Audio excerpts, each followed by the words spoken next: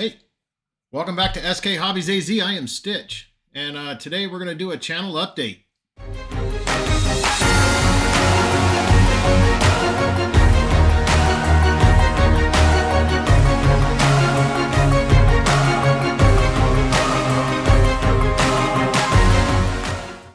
All right, we've been doing quite a bit of 3D printing, and we're going to talk a little bit about some of the stuff we 3D printed, and then we're going to get into some other stuff.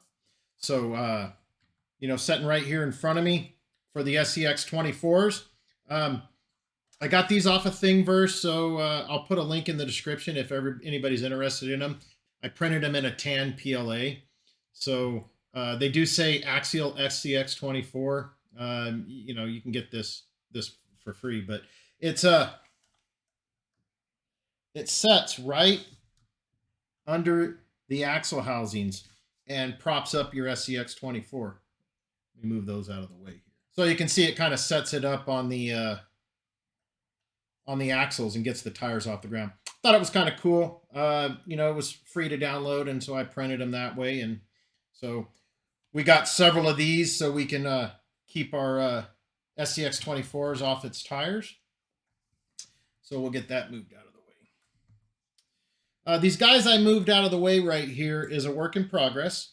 I downloaded the STL files for these, but they are pylons, or the cones that you would see out on a construction site.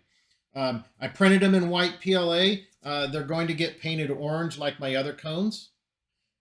The one thing I thought was kind of cool about them is that it had the guy that designed it had a separate base. So I was able to print that in black PLA, so I don't have to paint that. And once I get these painted in orange, we'll glue those into place.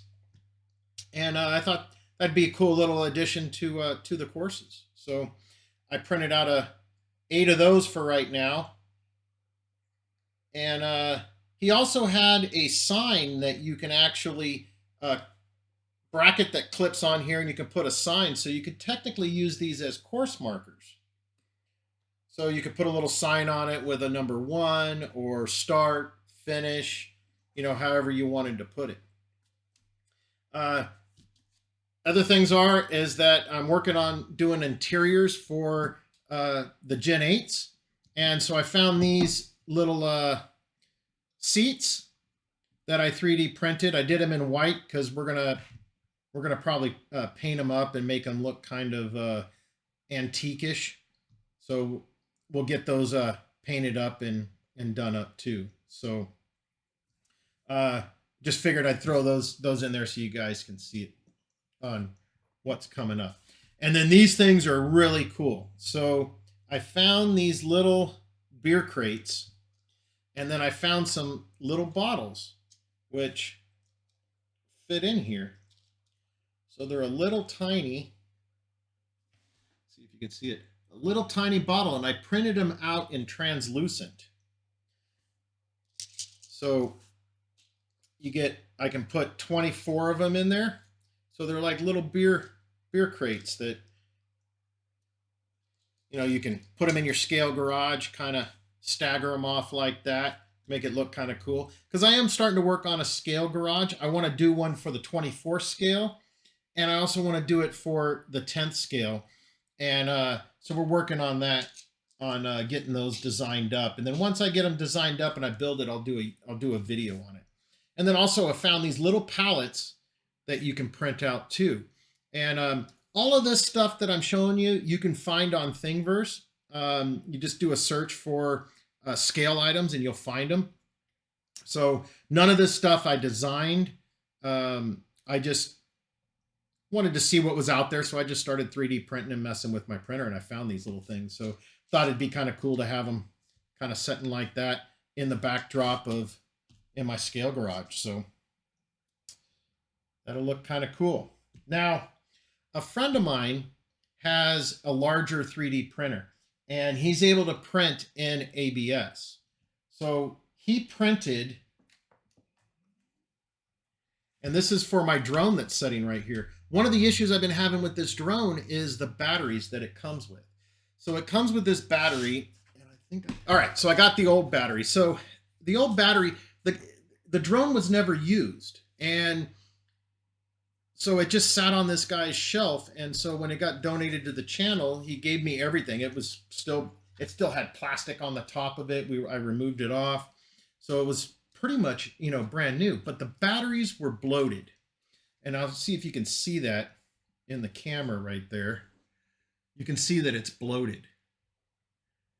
So I tried charging it and that didn't work. So I got on the stock charger.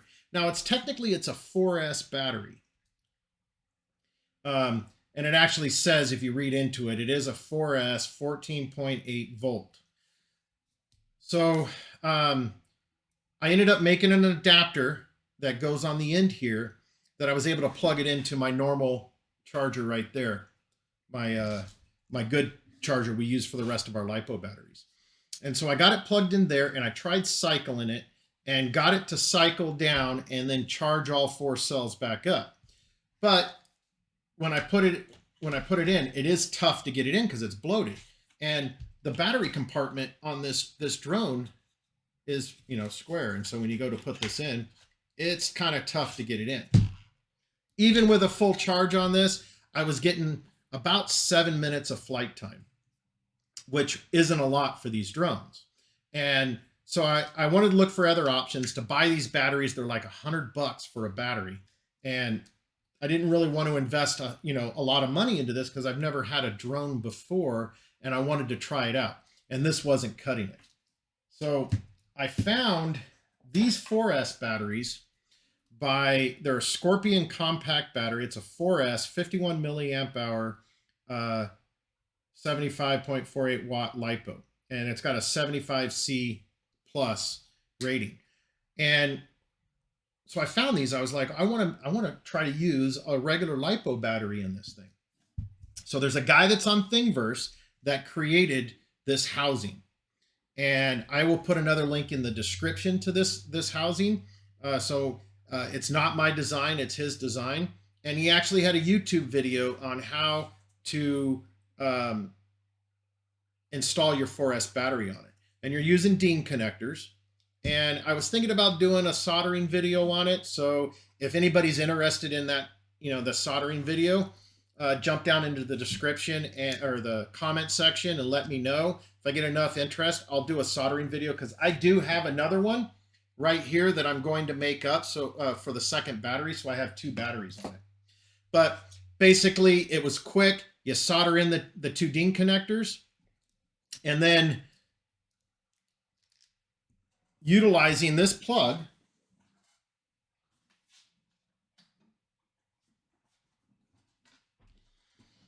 and the best part about it is my charger will charge the XT90s. So what I did is I cut this connector off here, used that connector, and then I 3D printed this holder that was also on Thingiverse for free. Put in my own DIN connectors in it, soldered it up, and it